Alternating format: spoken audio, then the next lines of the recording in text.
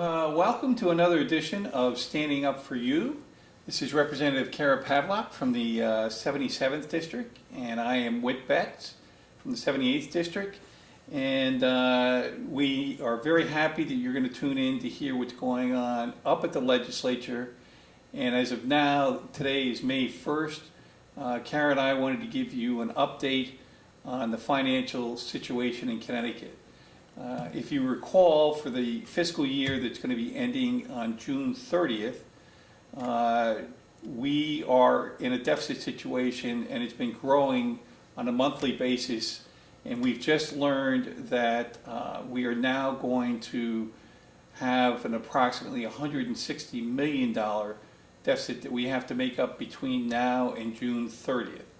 So despite the optimistic projections and hope expressed by the governor, that clearly is not the case. And as he has 2 or 3 other times this session, he's going to have to make some additional decisions. And my fear is that with so little time left, he may have to go into the rainy day fund, that emergency fund that we only use in emergencies. I think he's going to reduce that from probably about $550 million right now to, who knows, maybe $300 million. But again, it just shows that we are not in balance. We're spending more than what we're taking in, and that's what's going to happen going into June 30th. But what the real big news has been, what are we going to do for the next 2 fiscal years, which is fiscal year 16 and 17. Right now, we were told was the governor prepared his budget, Democrats prepared their budget, and the Republicans prepared their budget. We were told that there's going to be a projected $3 billion deficit over the next 2 years. And growth was going to be very slow. And that's the environment we were going into as we started planning each of our respective budgets. And what about the income tax that was recently due and collected? What were those figures like? They were disappointing. The governor, and that's a good question because based on his projections, he thought that we would collect 25% more income than April 2014. April 2015, the income from the capital gains tax and income tax fell short, and as a result, it fell short about maybe 70 million. So as a result, it's increased that deficit. So we're still falling short of our revenue needs, and our spending is still eclipsing how much money we're taking in. And then, so how is that going to affect all the budget plans that have already been put out? Well, we are all going to have to adjust our plans because of these new numbers.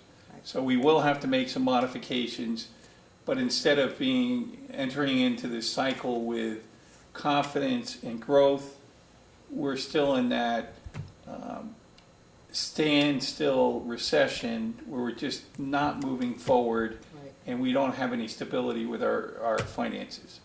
So why don't we go over for the audience some of the specific parts of the budget. I think some of the topics and subject matters that directly affect the people of Bristol, because I know I've talked to voters and they have some really major concerns about some of the programs that are being cut.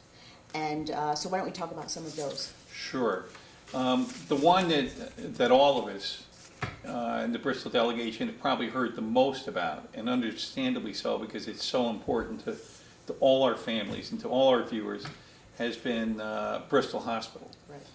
And as we discussed in the last show, this administration has for 4 consecutive years been taking away money, not just from Bristol Hospital, but all community hospitals, as a way of paying off or paying down the deficit in the state budget. This year's no different. The governor's proposal has increased the amount of money they're going to take away from the hospital. They penalized hospitals like Bristol Hospital, which is the third most efficient, cost-efficient hospital in the state, they've now put a tax on that. Whereas before you were rewarded for being efficient. They are now going to take, the administration is proposing to take more money out of Bristol Hospital despite their efficiency. And the impact is just going to make it much more severe on Bristol Hospital. I mean, they're our largest employer. Right. They are a community hospital. They are a large part of who we are and what we support. And it's just not right to allow state government to come in and undermine, much less not support, our local community hospitals. Right. So as far as Bristol Hospital goes, I would think that there's certain upgrades that need to be done, new equipment that needs to be bought, and as a result of this tax, some of those plans could go by the wayside. And Well, right now, because the governor released his budget out in February, under the governor's proposal, Bristol Hospital has put a hold on their plans to upgrade their facilities, because if his proposal were approved, not only would they not have the money to do the upgrades, but more frightening is the fact that the CEO has projected that there would be such a negative impact on the cash flow of the hospital that it would be at risk of closing within 3 to 4 years were the governor's proposal adopted by the legislature. And that clearly is unacceptable. And under the Republican proposal, in response to what people told us, all the community hospitals will do much better than what was proposed in the governor's proposal. And in particular, Bristol, which reviewed our proposal and the numbers, were very relieved and very supportive of the proposal we put forth, which restored a lot of money back to the hospital so they can do the upgrading of facilities, because their demand on services has been increasing. which ultimately trickles down to patient care and quality of care, I think, and of course the employees as well. They get to keep their jobs, and patients get, of course, the best care possible. So right, and there's 1,700 employees there, and we have worked, as you know, we've worked in close working relationship with members of the Appropriations Committee, and it's a bipartisan effort to support our community hospitals. Right. Good. It's just a clear difference between the legislature and the governor. We rate and we will invest in community hospitals because that's what the people want. We recognize how important it is, and especially in terms of quality health care. So there's a huge difference in terms of priorities and what to do with the hospitals between the Republicans and the administration. Well, it's good to see. I always like when Democrats and Republicans come together. Yes. And come up with a solution, and like you said, the bipartisan part I think is very important, so I'm glad to hear that. Other areas where we have we have some other common similarities. The governor, to everybody's dismay, proposed eliminating what is really a small amount of money for the honor guard that allows veterans to have a funeral with an honor guard. And considering how much they've done for our country, the sacrifices they've made, their family made, it's unthinkable in our minds to eliminate this very important symbolic and personal honor guard. Right. And the Democratic legislators are in 100% agreement with us. So again, we all feel very strongly and very committed to restoring, we did in our proposals, Yes. restored 100% of the funding for the honor guard. And again, a very, very large difference between the governor and us philosophically. Right. And I know I've heard from my constituents, I've gotten many emails about that subject matter and how important it is to them. And of course, to give back to the men and women who have served our country, I think is, should be our utmost highest priority. Right. So we have some common ground there. One thing that you've been a very strong proponent of, and I'm really pleased that the Republicans have made this a priority in our budget proposal, was restoring funding for seniors, particularly in the area of home care. Right. We know how families, well, for the seniors themselves, they far prefer to be home than in a nursing home. Right. And the families prefer that. There's much more dignity and compassion for that. And our population's getting older. It's the right thing to do. It's the compassionate thing to do. Right. And as a result, in our budget, we have restored that funding for the seniors for home care, personal needs allowance, where when you were in a nursing home, Right. they only have $50 a month under the governor's budget. Now it's $60. For things like haircuts and other personal services that they need. And most especially, and neither one of us have a family member who has Alzheimer's or has some really serious illness that requires a lot of in-person care. We've restored funding for respite care. Very important. I can't tell you from the people who I've heard how much I admire what they do, and just a weekend away for 48 hours to be able to give them some breathing space, to be able to do some things that they need to do is so important. Right. Because it is a 24-hour job. Right. I have friends who are personally affected by this, so I definitely sympathize with them, and I'm glad that we really made that effort to put that funding back in there. Very important. And again, our Democrat counterparts agreed with that. So it's another area where we have some real similarities on priorities. And another one was in the area of developmentally disabled. Yes. That group has really formed a very strong coalition of people to educate us as to what's involved, how difficult the job is, Right. how much time it takes. It's something that is very, very important to them. We have a bipartisan caucus here now, and both the Republicans and Democrats really understand that. We went a little bit further than the Democrat counterparts, but believe me, they supported it as strongly as we do. We added $15 million in our budget to help reduce this waiting list of people whose parents have been taking care of their adult children. They're in their 70s. They're looking to kind of do a transition to try and help with their adult child who is going to need some time to absorb the fact that they may not be able to help them anymore. Right. So we're that's what we proposed in our budget. Right. Yeah, I thought that was great. Very important too.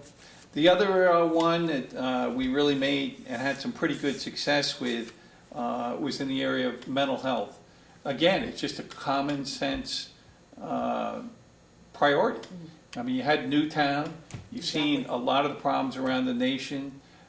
We all know that mental health is a long-term, chronic, expensive situation, but we had made a promise after going through Newtown. Exactly. We knew that what caused that tragedy was rooted in deep mental health issues.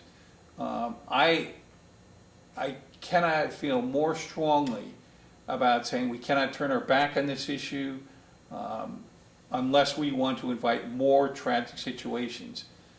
This is clearly an important role of government. We're not the only players in this, but we do play a very important role in the providing financial support for people who need mental health. Exactly.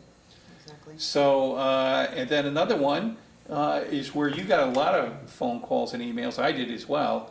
And maybe you want to share with our viewers about the libraries and how Yes. important it's been to many more people than I realized. Yes, I've gotten actually a lot of emails, phone calls, and personal visits like today at our coffee hour this morning, people talking about the funding cuts for libraries. And so a lot of people realize and agree that the funding of our libraries is very important for our communities. That we have a lot of programs, a lot of events that happen at Bristol Public Library, and so we really want to keep the funding. And I think there's a lot of programs like that in town that we don't want to see cut. They're very important to families and to individuals throughout Bristol, and throughout the state. So And we invested in the statewide sharing of resources. It's been cost effective, and clearly there is a much bigger demand for it, and it's being heavily utilized. And I really applaud the people for educating us about how important libraries are to them. There are some areas of disparity or disagreement with our Democratic counterparts, and one of which was in the nonprofit sector. We have been strong, Republicans have been very strong advocates of trying to help the caretakers, the service providers of people in social services to increase their wages. It's been, out of the last 8 years, they've had an increase once, and it was of, I believe it was 1%, and the other 7 years they didn't get a wage increase. The public employees have been getting many more increases, and the disparity between what's paid for the services provided by the nonprofit sector and the public sector is large. And we want to recognize, or we want to close that gap, and we also want to recognize how important a role the nonprofit sector has done. So we did a 2% cost of living raise for the nonprofit sector. The Democrats went along with the governor, and they did not provide any increase in the nonprofit sector. But we have heard from a lot of nonprofit sectors, and frankly, if we didn't have them, things would be so much worse and more expensive if we had to do it all with the public sector. And I really appreciate the time that we spent with BCO, the Bristol Community Organization, and the different services that they provide. And recently, I just received probably about 25 handwritten letters from various individuals, and emphasizing to me just the important role that those organizations and programs play in their lives. So I was very appreciative of that, and I would encourage everybody to write their legislators and community leaders, letting them know just how important those organizations and services are. And they did make a difference, because in the Republican budget, in contrast to prior years, we did invest in that. BCO our Bristol Community Organization will clearly benefit from that. The Democrats has done that as well, but I think it's because of these people writing and talking to us in our meeting with the executive director. We understand that it is a priority, and that's why we have it in our proposal. I agree. Another one that really was unfortunate had to do with the Community Investment Act. And basically that was money that was collected from the sale of real estate. There was a fee associated with it, put into a dedicated fund designed to go into open space and preservation and affordable housing. Well, under the governor's proposal and the Democratic proposal is in agreement with them on this, they cut $41 million from this, very significant, that would affect historical societies, museums, open space, and they were all promised this, and it came from fees, the sale of houses came from those fees. We have kept this at the 2015 level. We did not do any cutting in this because we recognize the importance it is to not only our economy but to tourism, and it's a hallmark of Connecticut. So for us, it was a priority, and that's why we did not do any cutting. So we're talking about restoring all these programs, but where is all this money coming from? Well, that's a good question. The ones, and this is where there are differences now between the governor and the Republicans and the Democrats. Back in 2011, you were not in the legislature then, but the governor negotiated a contract with the state employees union, and his sales pitch was, we're going to increase the taxes on taxpayers by $1.8 billion. and he called this a shared sacrifice. Taxpayers 1.8 billion, and then he would come up with $1.8 billion with the state unions in savings, in reducing expenses for the state government. So like a match, kind of. Right. It was a shared sacrifice. Well, the Office of Fiscal Analysis has provided us with information that shows that the governor's plan of meeting that goal is $253 million short. And so we have put into our budget, a deal is a deal, a goal is a goal. The taxpayers have paid $1.8 billion. Governor, we expect, based on your pledge, the state union's pledge, to come up with that other $253 million. The governor said that we aren't serious because we can't deliver on that. Well, he's correct in the sense that we don't have the power that the governor has. The only person who can negotiate this is the governor. But he's the one who negotiated this. He's the one who went and told us that this is what the goal was. So we, on behalf of the taxpayers, are saying, okay, there's time to achieve this now. We ask you to go back and do that. We've also taken a look at many people have contacted all the legislators, but it's a very big difference between the Democrats and Republicans. But there is a tremendous amount of overtime Right.